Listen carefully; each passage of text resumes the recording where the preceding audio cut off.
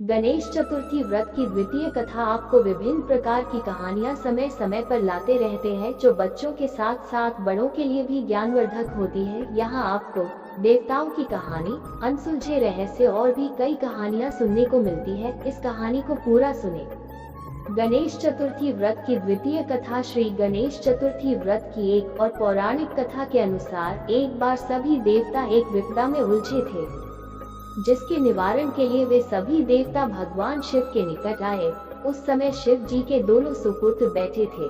देवताओं की सभी बात सुनकर शिव जी ने अपने बेटों कार्तिकेय व गणेश जी से पूछा कि तुम में से कौन देवताओं के कष्टों का निवारण करना चाहता है। इस पर दोनों ने ही स्वयं को इस कार्य के लिए सक्षम बताया।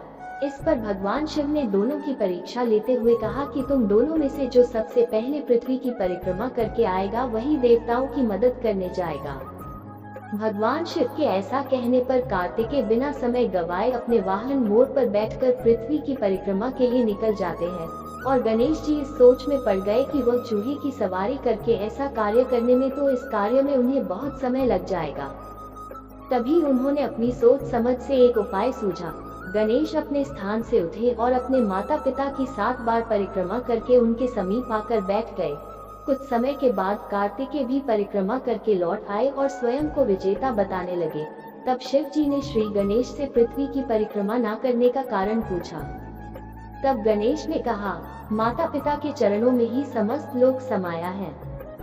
ये सुनकर भगवान शिव ने गणेश जी को देवताओं के संकट दूर करने की आज्ञा दी। इस प्रकार भगवान शिव ने गणेश जी को आशीर्वाद दिया कि चतुर्थी के दिन जो तुम्हारा पूजन करेगा और रात्रि में चंद्रमा को अर्घ्य देगा, उसके तीनों ताप यानी दैहिक ताप, दैविक ताप तथा भौतिक ताप दूर होंगे। इस व्रत को करने से व्रतधारी के सभी तरह के दुख दूर होंगे और उसे जीवन के भौतिक सुखों की प्राप्ति होगी।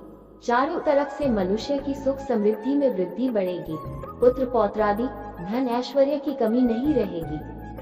हमारे वीडियो अच्छी लगे तो लाइक करें और शेयर करें। आपका परिवार हमेशा खुश रहे। धन्यवाद।